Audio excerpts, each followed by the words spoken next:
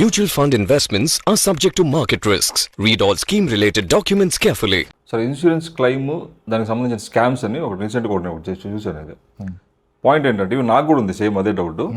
ఇది కొంచెం కాంట్రవర్షియల్ అనిపించినా కూడా మీరు నాకు ఆన్సర్ చేయండి. యావరేజ్ ఇన్సూరెన్స్ క్లెయిమ్స్ 50,000 60,000 అని మీరే చాలా సందర్భాల్లో చెప్పారు. Health insurance particularly. ఇక్కడ ఏంటంటే ఇన్సూరెన్స్ అప్ సెల్లింగ్ కూడా పెద్ద స్కాము. ఎక్కువ పర్సెంటేజ్ కమిషన్స్ కోసం ఏజెంట్స్ ఎవరైతే ఇన్సూరెన్స్ ప్రొవైడర్స్ ఉన్నారో వాళ్ళు ఇస్తున్నారనేది ఒకటి నేను చదివి అనేది. సో ఇక్కడ నా పాయింట్ ఏంటంటే, యావరేజ్ క్లెయిమ్స్ 60,000 70,000 మ్యాక్స్ 80,000 ఉన్నప్పుడు మీరే చాలా సందర్భాల్లో 10 లక్షలు మినిమం తీసుకోండి, ₹1,00,00,000 తీసుకోండి అంటే, నాకు తెలిసి నేను విన్న దాంట్లో మీరే హైయెస్ట్ తీసుకోమని చెప్పి ₹1,00,00,000 మీరే చెప్పింది. నేను ఎంతమంది ఎవరి దగ్గర వినలా. అయితే 10 లక్షలు 5 లక్షలు నిజంగా ఇన్సూరెన్స్ అప్ సెల్లింగ్ చేస్తే అంటే, ఇంకొక ఏదైనా పోర్ట్ చేసుకున్నప్పుడు కూడా 10 లక్షల నుంచి 20 లక్షలకి వెళ్ళండి, 20 నుంచి 50కి వెళ్ళండి అని చెప్పి కొంతమంది అది ఉంటేనే మేము మళ్ళీ దీంట్లో తీసుకుంటాం అని చెప్పి కూడా చాలా మంది చెప్తున్నారని విన్నాను నేను దాంట్లో. నిజంగా హయ్యర్ కమిషన్స్ కోసం అప్ సెల్లింగ్ చేస్తున్నారా? ఏజెంట్స్కి నిజంగా కమిషన్ ఎక్కువ వస్తుంది కాబట్టి వీళ్ళని ఇంత ఇదిగో తీసుకెళ్తున్నారు అనేది నాకు జెన్యున్గా చెప్పండి మీరు. ఎస్, యావరేజ్ క్లెయిమ్ ప్రైవేట్ సెక్టర్లో అయితే 60,000 55,000, ఇక పబ్లిక్ సెక్టర్ మనకి నేషనల్ ఓరియంటల్ అయితే 28,000 ఎంతో ఉంది యావరేజ్ క్లెయిమ్ పర్ పర్సన్. ఒక హాస్పిటలైజేషన్ క్లెయిమ్ అమౌంట్. సో అంత ఉన్నప్పుడు 10 లక్షల పాలసీ ఎందుకు, ₹1,00,00,000 పాలసీ ఎందుకు? ఇన్సూరెన్స్ అనేది యావరేజ్ కాదు, అన్సర్టెంటీకి. యావరేజ్ జబ్బడే వాళ్ళు ఎంతమంది ఉంటారు? యావరేజ్ జబ్బడు 10లో ఒకడేగా. అంతే. మరి అందరికి ఎందుకు పాలసీ? ఈ లాజిక్ కూడా అక్కడ కూడా అదే లాజిక్ కూడాలిగా. చచ్చిపోవడం ఎంతమంది? మరి అందరికి ఎందుకు life insurance policy? Insurance is for uncertainty. Worst థింగ్కి నువ్వు ప్రొటెక్ట్ చేయడానికి తీసుకున్నావు. ఇప్పుడు నీ హెల్త్ ఇన్సూరెన్స్ అనగానేమో ఇంతెందుకు, ఇంత ఇది కదా అన్నారు కదా. మరి కారు ఇన్సూరెన్స్ ఐడిబి తగ్గితే నాకు పెరగాలని కోరుకుంటున్నావు నువ్వు? ఎవరు నీకు మనిషి ఎక్కువ, కారు ఎక్కువ? సార్ 15 లక్షల కారు 1 yearలో ఐడిబి 9 లక్షలు పట్టుకొచ్చారండి సార్ అడుగుతారు. Is ready to pay the premium, but IDB ఎక్కువ కనపడాలి. అంటే కారు కొనేలో మనుషులు లేదు, కారు కొనేలో మనుషులు లేదు. నేను 3 years back health insurance 1 crore మాట్లాడి బుక్లో రాస్తే 1 crore టర్మ్ ఉంటుంది, హెల్త్ ఉంటుంది అన్నారు. ఇప్పుడు వై 1 crore అని ఆర్టికల్స్ వస్తున్నాయి ఈటీ మనీలో అక్కడ ఇక్కడ. అవును, చాలా ప్లాట్ఫామ్లో why 1 crore health insurance is required అని నేనే చెప్పా. నేను నా వన్ ఆఫ్ ది క్లయింట్కి 50 లక్షల పాలసీ ఇస్తే అతనికి వచ్చిన మేజర్ ఇష్యూకి ended spending 2.3 crores. Bad luck, ఈరోజు ఆయన లేరు. 2,30,00,000 క్లెయిమ్ వాడాడు. ఫస్ట్ టైం క్లెయిమ్ వాడాక ఇమ్యూనోథెరపీ స్టార్ట్ అయ్యాక నేను వెళ్ళి కలిస్తే, అతను ఇంటికి వెళ్ళి కలిస్తే, అలాంగ్ విత్ మై వైఫ్ ఇంటికి వెళ్ళి కలిస్తే, సార్ మీకు గుర్తుందా ఆ రోజు మీరు 50 లక్షల పాలసీ చెప్తే నేను 1 crore ఎంత చూడమంటే చూసి 6,000 ఎంత తేడా ఉంది, అవసరం లేదండి సార్ అన్నారు అన్నాడు ఆయన. చెప్పు తిప్పి కొడితే ఎలా ఉంటుందో ఆ ఫీలింగ్ వచ్చింది నాకు. మనమేమో మంచి మెప్పు పొందడానికి ఏదో ప్రీమియం తగ్గించినని బిల్డప్ కోసం అక్కర్లేదు సార్ అని చెప్పిన మంచోడు అనుకుంటాడు. కానీ యాక్చువల్ ప్రాబ్లమ్స్ అర్థమైంది ఎంత మిస్టేక్ చేసామని. లక్కీలీ ఆ పాలసీలో ఏదో రైడర్ ఉండి రిజిస్ట్రేషన్ ఉండబట్టి ఒక 1 year 50 lakhs అయిపోతే కూడా మళ్ళీ వాడగలిగాడు. డౌట్ ఉంటారని చూపిస్తా. 2,30,00,000 claim papers, claim to claim 3 years claims నా దగ్గర ఉన్నాయి పేపర్స్. తెలుసో మనం క్లెయిమ్ సెటిల్ చేసినాం. పాలసీ తీసుకున్న 5th month డయాగ్నోస్ అయింది, మేజర్ ఇష్యూ. మరి అప్పుడు 10 లక్షలు ఇస్తే ఇంకెవడైనా కాపాడగలడు, ఎవడైనా ఇవ్వగలడు ఈ మాటలు చెప్పినాడు. అన్సర్టెంటీ. అసలు ఈ 10 లక్షల పాలసీకి 50 లక్షల పాలసీకి ₹1,00,00,000 పాలసీకి ప్రీమియం డిఫరెన్స్ ఎంత? ఒక 15,000 18,000 20,000. ఎఫర్డబిలిటీ అలాగూ ఇది కూడా తీసుకున్న 10 లక్షలు దాట్స్ ఓకే. బట్ ఉన్నప్పుడు తీసుకో, ఎందుకంటే రేపు జబ్బు వస్తే ఎఫర్డబిలిటీ ఎవరికి లేదు కదా. హయ్యర్ సమ్ ఇన్సూర్డ్ అమ్మితే హయ్యర్ పర్సంటేజ్ ఆఫ్ కమిషన్ రాదు, అది కూడా సర్క్యులేట్ అవుతుంది. హయ్యర్ సమ్ ఇన్సూర్డ్ అమ్మినా నీకు IRDA రూల్ ప్రకారం ఇదే పర్సంటేజ్, నువ్వు ఎంత అమ్మినా 5 కోట్ల పాలసీ అమ్మినా ఇదే పర్సంటేజ్, ఎక్కువ పర్సంటేజ్ రాదు. ఇన్సూరెన్స్ కంపెనీ వాళ్ళే 2010లో 10 లక్షల పాలసీ 20 లక్షలు 40 లక్షల ఆప్షన్ ఇస్తున్నాడు. ఎస్, నీకు ఒక జబ్బు వస్తే ఇస్తాడా? ఎవడు? ఒక క్లెయిమ్ వస్తే ఎవడో అంతే. అది ఇచ్చినప్పుడు కళ్ళకి అద్దుకొని తీసుకో. ఎస్, అప్ సెల్లింగ్ చేస్తారు. హెల్దీగా ఉన్నోడికి పాలసీ ఇస్తే కంపెనీ ప్రాఫిట్లో ఉంటుంది, జబ్బునోడికి వస్తే ఉండదు. ఇప్పుడు నువ్వు హెల్దీగా ఉన్నావు కాబట్టి ఇస్తున్నాడు, అప్పుడే తీసుకోవాలి. జబ్బు వచ్చాక ఎవరెవరు. అప్ సెల్లింగ్ అనేది నువ్వు హెల్దీగా ఉంటేనే ఏజెంట్ అయినా చేయగలడు, కంపెనీ అయినా చేయగలదు. నీకు జబ్బు వస్తే ఎవడు చేయడు. జబ్బు వచ్చాక నువ్వు బ్రతిలాడతావు పెంచమని, వాడు పెంచడు. అప్ సెల్లింగ్ చేయడం వల్ల సేమ్ పర్సంటేజ్ వస్తాయి కమిషన్.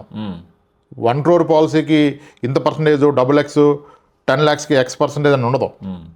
దిస్ ఫ్లాట్, అది కూడా మిస్లీడెడ్. ఇంకేముంది సార్ మీ క్వశ్చన్? అంటే నేను ఎందుకు అడిగానంటే అంతా కూడా చాలా ఆర్టికల్స్ చూశాను నేను. అదే కదా సార్, ఇప్పుడు ఆర్టికల్స్లో నెగిటివిటీ సెల్స్ మోర్.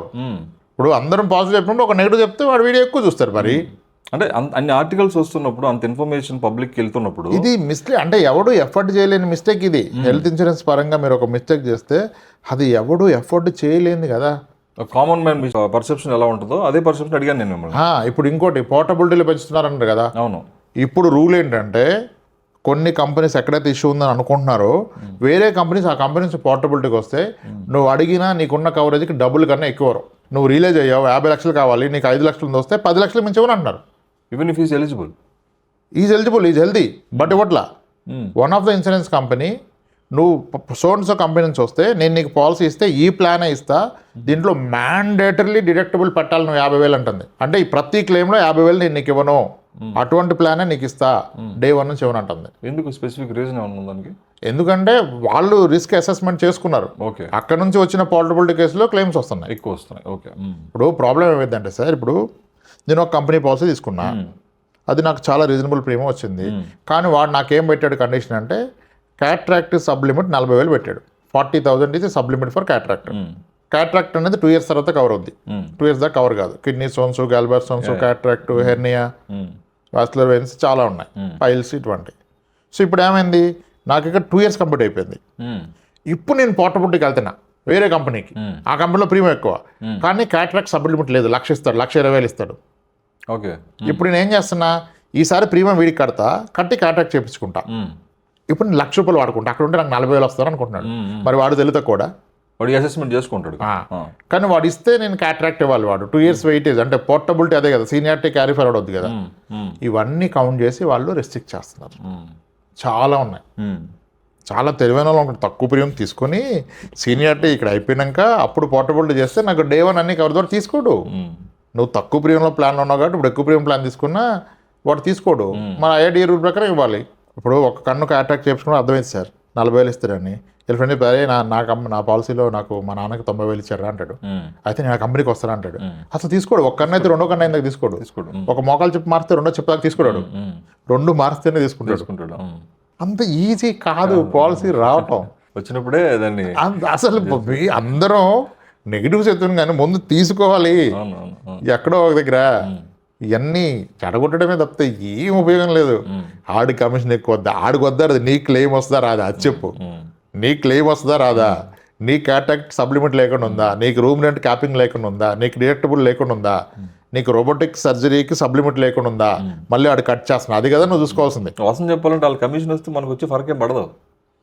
నీకు సర్వీస్ అంతుందా, అవును, నీకు సర్వీస్ అంతుందా, రోబోటిక్ సబ్లిమిట్ లేదా, అంతా అయిపోయాక రోబోటిక్ ఇంటర్వెన్షన్ ఉంది, దీనికి రీజనబుల్ ఛార్జెస్ ఇదని ఇస్తే నీకు ప్రాబ్లంగా, నీకు డబుల్ షేరింగ్ ఉంది, సింగిల్ ఆక్యుపెన్సీ రూమ్ లేదని చెప్పి సగం బిల్లు కట్టమంటే ప్రాబ్లంగా, అంతే కదా కదా.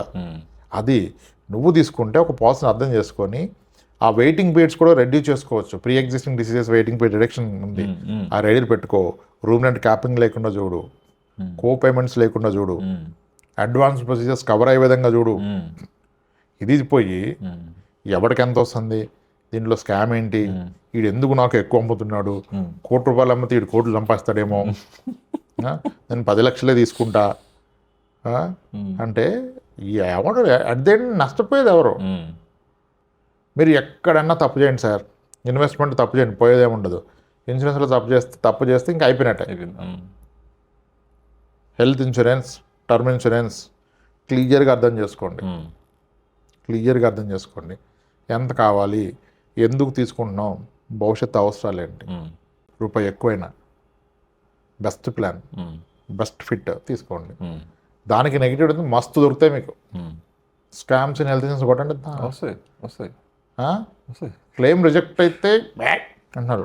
మొన్నే చూసిన రీల్, మంచి కంపెనీకే ఒక ప్రాబ్లం వస్తే వేరే నాన్ డిస్క్లోజ్ ఉందని చెప్పి ఈ ప్రాబ్లం రిజెక్ట్ చేశాడు. అసలు ఈ ప్రాబ్లంకి దీనికి సంబంధం లేదు కదా, ఎలా చేస్తాడు అంటాడు. నువ్వు ఒక అబద్ధం ఆడడానికి ఇంకోటి నిజమైన వాడు ఎందుకు నమ్ముతాడు? ఇప్పుడు థైరాయిడ్ డిస్క్లోజ్ చేయాలని చెప్పి కార్డియాక్ సర్జరీ డిక్లైన్ చేసిన అనుకోండి, ఇది ప్రూవ్ అయింది, నువ్వు చెప్పలేదని, అక్కడ కూడా ఇంకోటి చెప్పలేదు అనుకుంటున్నాడు. అంతే, ఇది తప్పని నువ్వు ఎందుకు ఫైండ్ అవుట్ చేస్తున్నావు? నువ్వు ఆనెస్ట్గా మొత్తం డిస్క్లోజ్ చేయాలిగా, బెనిఫిట్ అవుట్ అవుట్ అంతే. అంతే, ఒకటి చేస్తే అంతే. అట్లీస్ట్ డిక్లైన్ చెప్పినా నువ్వు రీఎంబర్స్మెంట్కి క్యాష్లెస్ ఇవ్వని అంటాడు. ఇన్సూరెన్స్ కంపెనీకి రైట్ ఉంది, క్యాష్లెస్ ఇవ్వకుండా రీఎంబర్స్మెంట్కి రమ్మనే రైట్ ఉంది. ఇన్వెస్టిగేషన్ చేస్తారు సార్, నమ్మట్లేదు. నేను నాన్ స్మోకర్ అంటే నీ జీపీఏ నీ గూగుల్ పే పేమెంట్స్ అన్ని తీసి ఏ పాన్ షాప్ దగ్గర ఎన్ని సైడ్లు ఉన్నావో చూపిస్తున్నాడు. అంతే, నేను నాన్ ఆల్కహాల్ అంటే నీ బ్లడ్ టెస్ట్లు దొరకలా, ఆల్కహాల్ నీ బ్లడ్ టెస్ట్లు దొరకలా, టు సమ్ ఎక్స్టెంట్ వెళ్తారు. నీ బ్యాంక్ స్టేట్మెంట్ తీసి ఇన్నిసార్లు బార్కి వెళ్ళావు, ఎన్నిసార్లు ఇక్కడ నువ్వు మందు కొన్నావు అంటాడు. నేను కాదు నా ఫ్రెండ్ కొన్నాడు, నీ ఫ్రెండ్ ఆ రోజు ఊర్లో ఏంటో కొన్నావు అని కూడా ప్రూవ్ చేస్తాడు. ఇప్పుడు మొత్తం ఏ వచ్చింది కదా, యూ కాంట్ అవాయిడ్. సాధ్యమైనంత హానెస్ట్గా అన్ని డిస్క్లోజ్ చేసి ఎవరికి ఎంత వస్తుందో కాదు, నీకేం వస్తుందో చూసి పాలసీ తీసుకోవాలి. అది వదిలేసి స్కాములు, ఫ్రాడ్లు, అప్సెల్లింగ్లు, ఆడికి కమిషన్ ఎంత వస్తుంది, పోర్టబుడ్లు ఎందుకు, పోర్టబుడ్లు ఈడ ఆపేశారు, వీళ్ళేమో ఇస్తున్నా అంటాడు. 10 లక్షలు ఉంటే అసలు 10 లక్షలు ఉంటే ఇప్పుడు పోర్టబుల్టీలో 20 లక్షలకు మించి ఇవ్వనని చెప్పేశారు. డబల్కి మించి ఇవ్వని చెప్పారు. జబ్బు ఉంటే ఇవ్వనన్నారు, క్లెయిమ్ ఉంటే ఇవ్వనన్నారు. ఒక కన్నుకి సర్జరీ అయితే ఎవరో, ఒక కాలుకి సర్జరీ అయితే ఎవరో, సర్జరీ పెండింగ్ ఉంటే కూడా ఎవరో, ఇన్ని లిమిటేషన్స్ పెట్టుకుని ఇట్లా మాటలంటే అందరూ అక్కడ ఇరుక్కుపోతున్నారు. ఇట్లా అది చూసి మోటివేట్ అయిపోతారు. ఇక ఫస్ట్ తక్కువ తీసుకుందాం, జబ్బు వచ్చాక పెంచదు.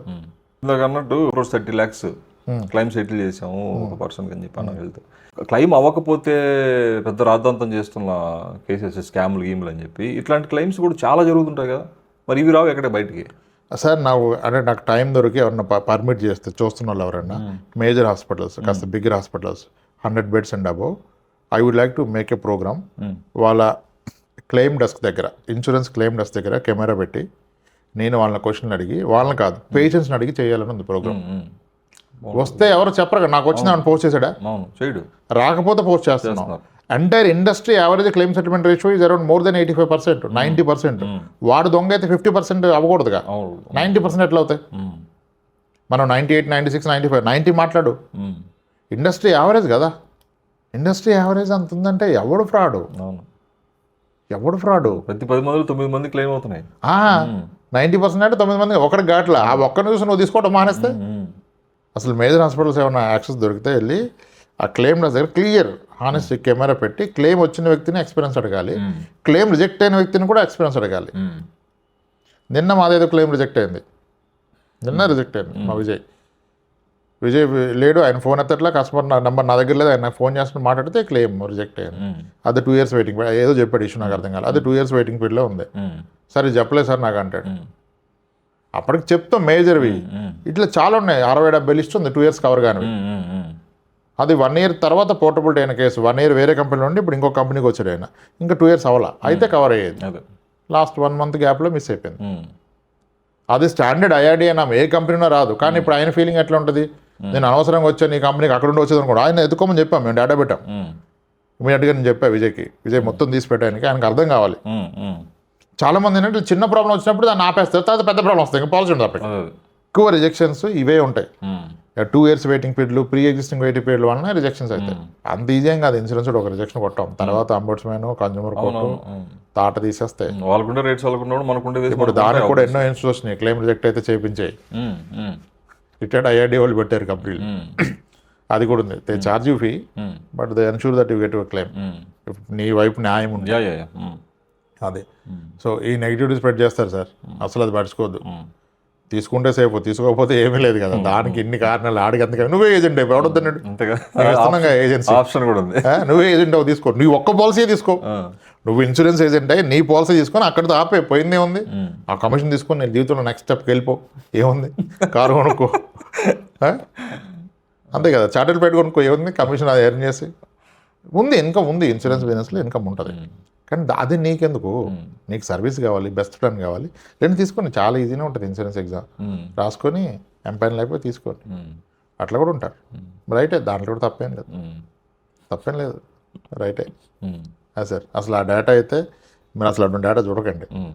ఆ పాజిటివిటీ ఎస్టాబ్లిష్ చేయడానికే టైం లేదు. కానీ టైం ఉంటే వెళ్ళి ఒక మేజర్ హాస్పిటల్లో ఇన్సూరెన్స్ డస్క్లో ఆ ఎంప్లాయీ ఫీడ్బ్యాక్ ఫస్ట్ రోజుకి ఎన్ని వస్తున్నాయి నాన్న, ఎన్ని సెటిల్ అవుతున్నాయి, ఎన్ని రిజెక్ట్ అవుతున్నాయి, హైయెస్ట్ క్లెయిమ్ అమౌంట్ ఎంత, ఈ రోజు ఎంత, ఈ మంత్ ఎంత, మీరు కూడా చేయొచ్చు.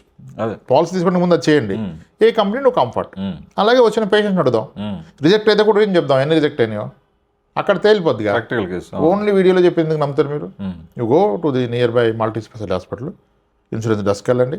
అసలు నుంచి వాడినాడు కదండి, నుంచొని చూడొక 2 గంటలు. ఆయన వస్తారు, ఇన్సూరెన్స్ పేపర్లు ఇస్తారు కదా, పేషెంట్ వచ్చి అడుగుతారు కదా మాకు క్లెయిమ్ వచ్చిందని. ఆయన అడిగింది, సార్ క్లెయిమ్ వచ్చిందా, మీకు ఎంత వచ్చింది సార్, ఈ ప్రాబ్లం ఏంటి, ఎంత రిజెక్ట్ అయింది, ఎంత అప్రూవ్ అయింది, డేటబుల్ ఎంత, సార్ మీకు రాలేదా, ఎందుకు రాలే, ఏ కంపెనీ అడగండి. లైఫ్ లాంగ్ ఉండే పాలసీగా. ఇప్పుడు పెళ్లి చూపులు చూస్తే తర్వాత ఎంతో బ్యాక్గ్రౌండ్ వెరిఫికేషన్ చేస్తున్నారుగా, అది లైఫ్ టైం ఉంటుందో లేదో కూడా, ఇది లైఫ్ టైం ఉంటుంది కదా పక్క. చూసుకోండి దీనికి కూడా, you spend some time, half day తీసుకోండి, ఒక హాఫ్ డే తీసుకొని వెళ్ళండి. ఎవరిని చూడడానికి హాస్పిటల్కి వెళ్ళినా, ఏ ఫ్రెండ్ని చూడడానికి వెళ్ళినా, ఎవరి ఫ్రెండ్ పేరెంట్ చూడడానికి వెళ్ళినా ఇన్సూరెన్స్ డెస్క్కి వెళ్ళి మాట్లాడండి సార్, 20 నిమిషాలు మాట్లాడండి, తర్వాత నిర్ణయం తీసుకోండి. మీరు డిసైడ్ చేయండి ఏది మంచిది చెడ్డది. ఇన్సూరెన్స్ చెత్త అయితే చెత్త అని చెప్పండి, ఆ ఎక్స్పీరియన్స్ పోస్ట్ చేయండి. ఆయన చెప్పాడు ఈయన చెప్పాడు పోస్ట్ చేయొద్దు. పేరెంట్స్ ఎందుకు ఇవన్నీ క్వశ్చన్స్? చాలా మంది ఎక్స్పర్ట్స్ ఆర్టికల్స్ అని రాస్తుంది కూడా, ఏదో రాస్తారు అటు ఉండాలి ఇటు ఉండాలి అని చెప్పి. ఈ రాసుడు ఇవన్నీ ఎందుకు సార్? పోయి ఇన్ని ఆన్ ఫుట్ వెళ్ళి ఎక్స్పీరియన్స్ అవ్వు కదా, నువ్వు చూసి చెప్పు. ప్రాక్టికల్గా వెళ్తే తెలిసిపోద్దిగా. మేము వెళ్తున్నాం కదా అప్పుడప్పుడు హాస్పిటల్కి, తెలిసి వస్తుందిగా. మీరంటే ఒక హాఫ్ అన్ అవర్ చూసిన అర్థమైపోద్ది, మొత్తం స్టోరీ అర్థమైపోద్ది మీకు. జీవిత సత్యం హాస్పిటల్ ఇంకెక్కడ తెలియదు. బిల్డింగ్ సెక్షన్ ఒకసారి కొడుకులు ఏం మాడుతున్నారు, కూతురు ఏం మాడుతున్నారు ఇంటే కూడా మీకు జీవిత సత్యాలు బోధపడిపోతాయి. అమ్మని అమ్మ వెనకిట్లా మాడుతున్నారు ఆరా వీళ్ళని. మనం చేసినాం కదా ఏంది ఆ సినిమా రాధికాది, తాయికిల్లవి అంబులెన్స్ దగ్గర డైలాగ్, అది రియాలిటీగా. ముహూర్తం చూసుకొని మరి పైప్ లాగేస్తాడు, ముహూర్తం చూసుకొని పైప్ లాగడు, పోతేనే మంచిది కదా, అది రియాలిటీ. ఇన్సూరెన్స్ని అస్సలు చిల్లరగా మాట్లాడద్దు, తక్కువ చేసి మాట్లాడద్దు. దాంట్లో బెనిఫిట్ ఏంటి చూసుకోండి, దాంట్లో ఫ్రాడ్ ఏంటి, మిస్ సెల్లింగ్ ఏంటి, అది కాదు. మీరు జాగ్రత్త పడండి, కానీ డిస్కరేజ్ చేసి తీసుకునే వాడి నుంచి అడగొట్టద్దు. That's it sir.